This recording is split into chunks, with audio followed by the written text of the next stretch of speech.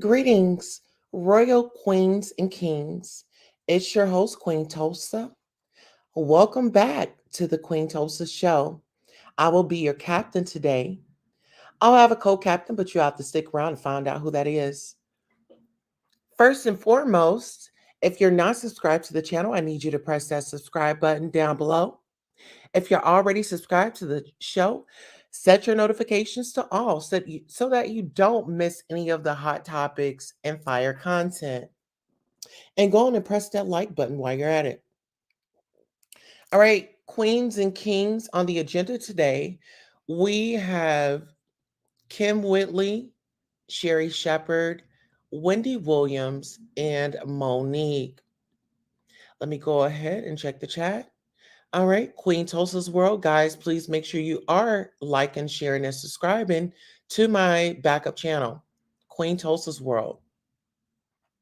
Now, without further ado, I know we all saw what was going on in Monique's world. When we talk about Monique, let's start here. Let's start with, she stood up for gender bias. And not a lot of women stand up for Black women and stand on it. Okay, so first and foremost, we have to give credit where credit is due. I want to shout out to Monique for standing in her truth, standing on what she believed. She went through with the lawsuit and she had come out on top. Well, you would think that her accomplishments and that milestone, or she made history, would be recognized. But that went all the way out of the window. Absolutely, it did. All right, guys, let me know how the volume is. Is it too loud for you? Let me know if the music is distracted, but we'll go ahead and continue. So, Monique has battled with a lot of things. She's in the industry, she's a comic. And when you talk about a comedian, got her life in front of the camera, and when she falls, we all see it. We all get to see that fall. So she doesn't get to do her falls in private. We all get to see it.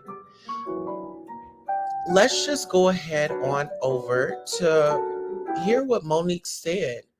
Sherri Shepherd and Kim Whitley was live on a podcast, and this is what they had to say. That Monique got blackballed by Hollywood. You can take it down. Because she's Spears, huh? Monique won the Oscar for Precious for a reason. And like I said, people underestimate comics. She's really, really good. She's a great actress. Now, personality-wise, she's always getting in trouble. Always. If it's not with another comic, D.L. Hughley, it is with the industry. It's somebody. But this movie, The Reading with Monique, when I tell you, I almost turned it off. This sucker it scared me. But Monique is funny in it too. It's a horror / damn comedy. I'm gonna tell you something. And Monique got it on her thing. So it's not gonna be me giving away the movie because she's got it posted.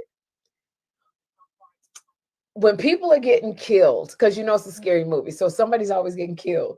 The girl who about to get killed, Monique got a knife This is why I hate that Monique got blackballed by Hollywood.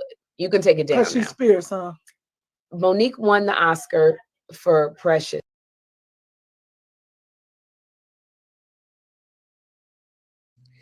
All right, guys. So you heard the clip, of what went down. Well, Monique sounds off, okay? And Monique says, "Hello, Sherri and Kim. First, thank you for your thank you for your compliments regarding my talents and performance in the reading. I couldn't help but notice, though, that you two said, because of my personality, I'm always getting in trouble. Now, I want you guys to let that settle in.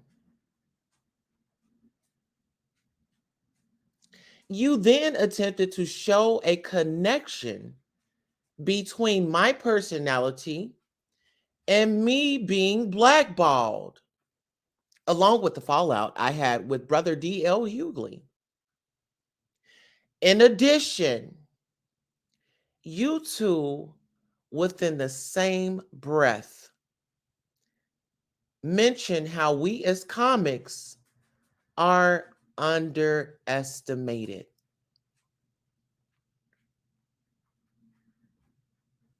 First thing, kids with their parents, criminals with the law, and slaves with their masters get in trouble. And last time I checked, I don't fit into any of these categories to get in trouble with anyone mentioned. Do you two?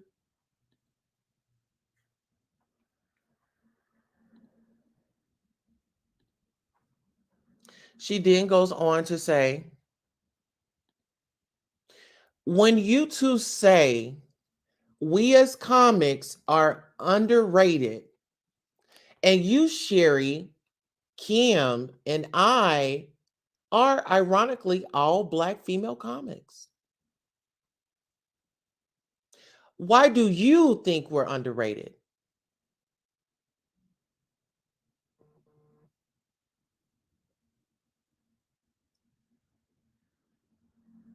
My personality is of such where I have to speak up and out against injustices. So we can stop being, as you both said, underrated. And if you notice, I haven't ever started a conversation about you two that involve any negativity in any way in all of the years I've known you two. Check my resume. I don't go knocking on anyone's door saying things I can't substantiate. But some people have a problem with me because when they knock on my door with BS, I answer.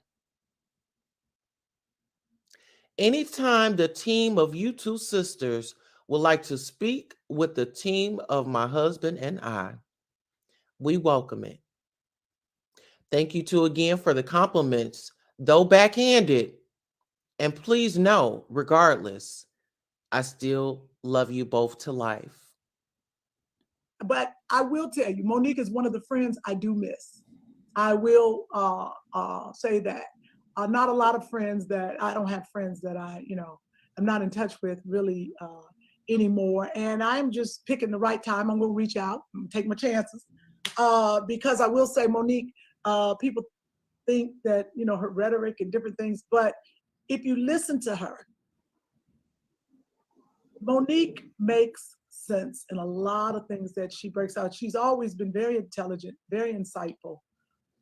She reads, and I think what really changed her life, she read this book called Black Hollywood.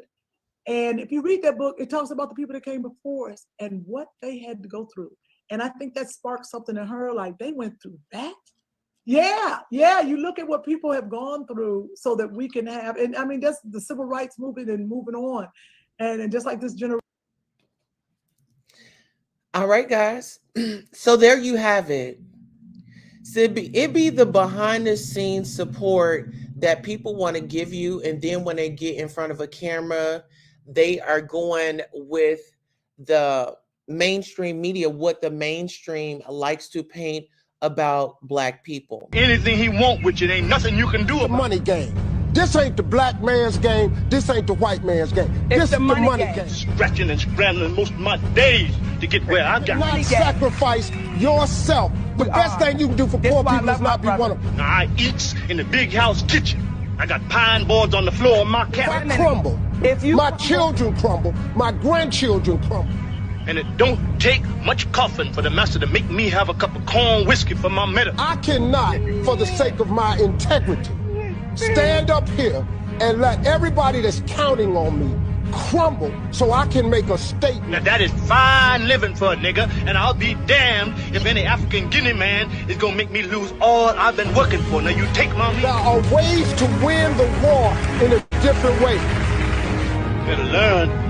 You best learn or you're gonna get the bloody back for sure.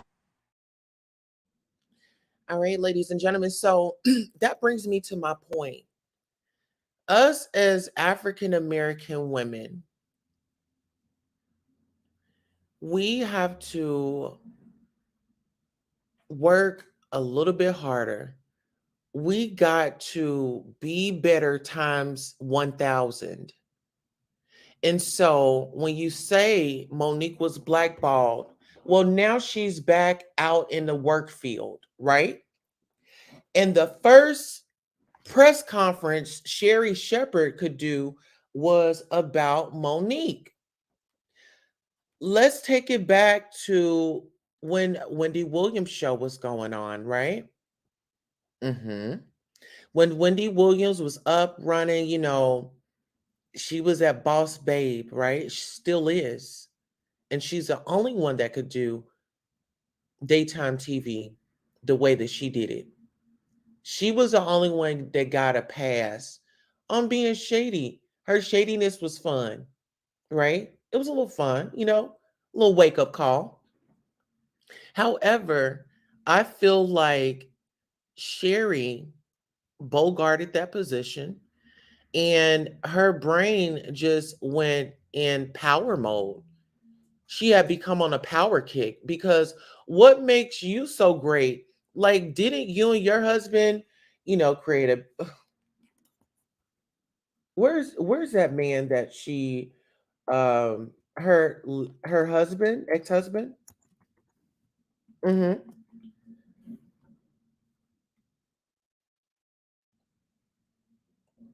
Let's get into it. Sherri's struggle inside Sherri Shepherd's sad love life after 2 nasty divorces and a love child scandal as she scores her own talk show. This was published February 23, 2022. Sherri Shepherd recently landed her own talk show, but the road to getting there, especially her romantic relationships, has been long and challenging. The actress stepped into host Wendy Williams' daytime TV show in her absence.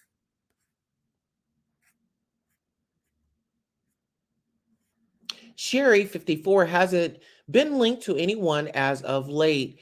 She has been twice married and has 2 children. In 2001, the comedian married Jeff Tarpley.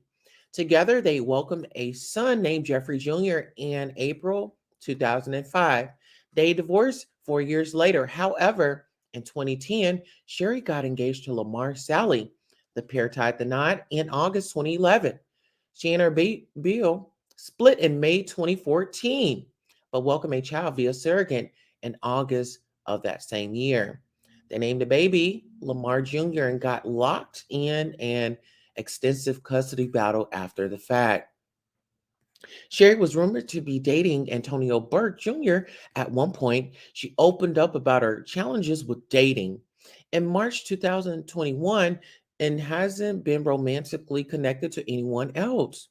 First marriage. Sherri was married to Jeff for about a decade. The divorce got nasty amid a battle over their son, according to People. The outlet reported that Sherri's ex accused her of working too much, leading to neglect of Jeffrey Jr. Her former husband alleged that she leaves primarily responsibility for our minor child to unskilled nannies. He added that her grueling work schedule caused her to neglect Jeffrey and deprive him access to basic educational needs, a nurturing and loving environment, and care that Jeffrey so desperately needs. Jeff alleged that the boy who has special needs was not getting the care he required. As such, he wasn't seeking full as such, he was seeking full custody. Per a report from TMZ, at the time, Sherri accused the child's father of being absentee. Their custody battle took place in 2014. People reported that following a decision handed down that summer, Sherri was granted custody of her son. She said in a statement at the time, "I stand behind my character and integrity. You can't hold me down. I'm a wonderful mama." Speaking about her son's relationship with his father during an appearance on the Wendy Williams show.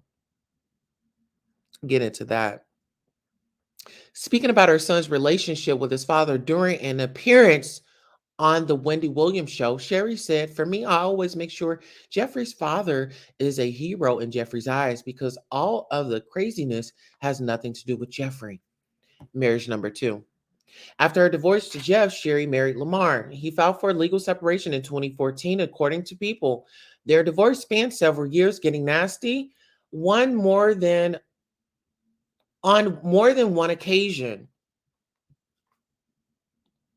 Okay, that's not true. Absolutely not true. Ms. Shepherd's not paying a penny more than New Jersey required her to pay. The fact that she believes that New Jersey would substantially reduce these payments, there's not a shred of evidence that being capable of happening because Ms. Shepherd has not disclosed what her income is, which we believe is significantly higher than what she declared it was at the time. The New Jersey court made the original order in this case. A source told People at the time that Sherri was paying her ex, who was working as a substitute teacher, $4,100 per month. Dating difficulties. Sherri opened up about her romantic hardships in an interview on the Two Funny Mamas podcast. She said on the show, "People think you always want to be funny." She then reflected on a brief romance with someone whom she says she met at a comedy show. Sherri revealed that they dated for a year, though it wasn't great. She said of the romance, "It was a horrible year. Because then he kept saying, 'Why are you so loud all the time?' When you met me, I was loud. I was on stage unaliving.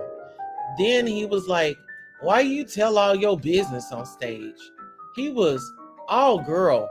It was the worst year." In 2018, Sherri talked about living the single life, saying, "I'm single and I'm open. I've been single for about 4 years. I think I'm ready to put my feet into the dating pool. The water's a little cold, but I think I'm ready. Don't send me none of your uncles. I need people with their own teeth, their own needs, good credit, maybe their own home. You know, I got a lot of little factors, but I think I'm ready to date."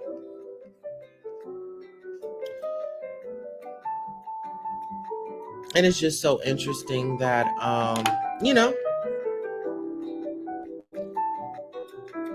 she wanted the queen of radio spot. Listen, can we just clarify that? Can we clarify it? See, keep your enemies close, but your enemies closer, or however that saying goes. Is given, left a good job in the city, working for the man every night and day. Okay, because Wendy scored a victory in court. She doesn't have to pay her ex alimony support anymore. Now he can get up off his raggedy bottom and go get a job. You know, that's what it's about.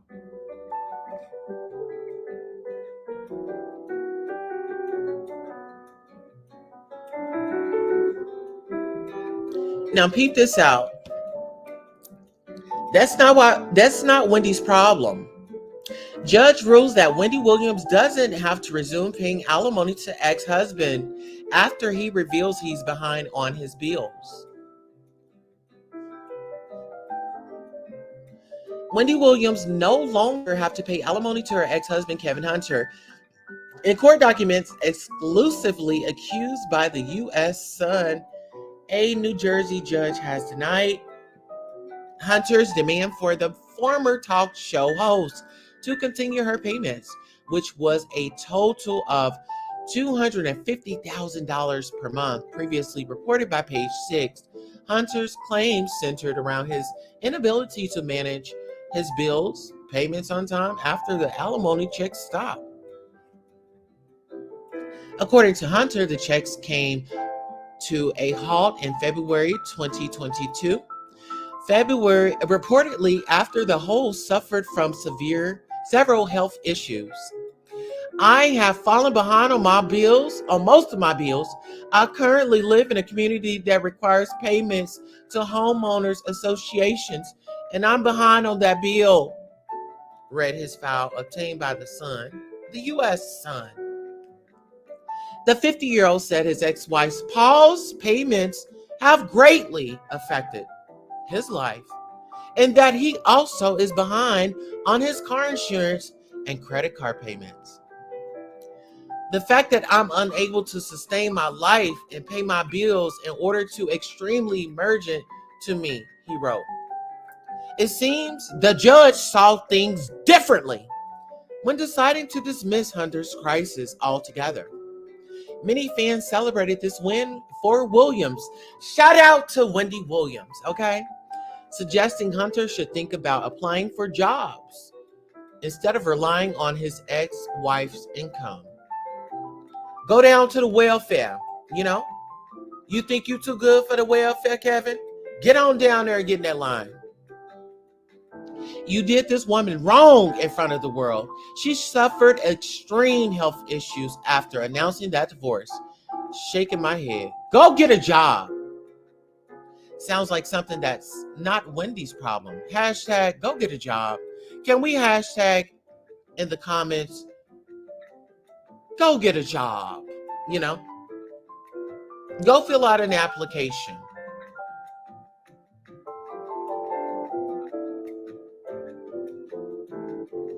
While this result gives Wendy Williams' bank account a break, there is still a possibility of Hunter taking his case to mediation, where a mediator will be instructed to expedite a fair settlement between the two parties. According to the U.S. Sun, the judge ordered Williams and Hunter to participate in binding arbitration, better known as a dispute resolution. Williams filed for the divorce from her husband of 21 years in 2019 amid cheating and abuse allegations. Additional reports eventually revealed that Hunter fathered a child outside of his marriage with Williams, with his suspected longtime mistress, Sherri Hudson. During a Hot Topic segment on her critically acclaimed daytime talk show, The Wendy Williams Show, the 58-year-old shared why she wasn't open in discussing her split. Everybody has things in their life that they're not ready to share with the world, she said at the time. Williams and Hunter share a 22-year-old son together, Kevin Hunter Jr.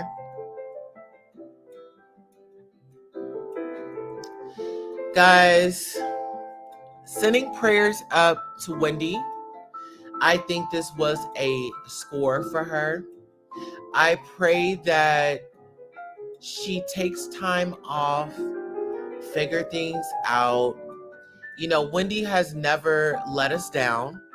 I've never been, a Wendy critic. You know, in my eyes, Wendy can't do anything wrong. You know, you hate the lover, you love to hate her, you know, but she is that girl that really bursts down the doors in the daytime, you know, in her radio area. She started off in radio. Brownie Brown says Kevin and his baby mama need to get up and get a job. Wendy played this to the T. She not trying to provide for your side, baby. And listen here.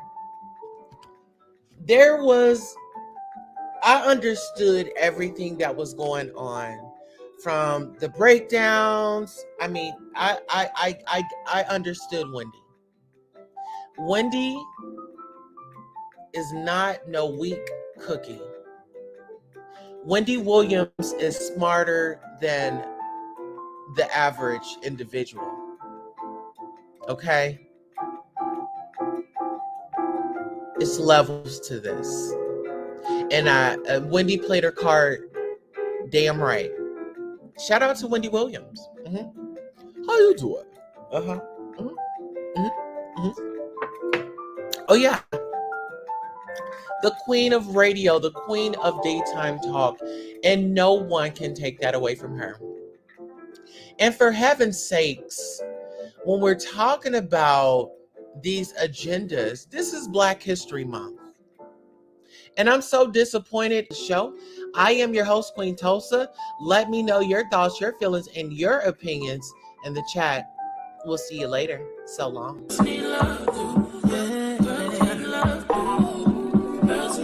Say something. Girls need love. Girls need love. Girls need love. So what's a girl?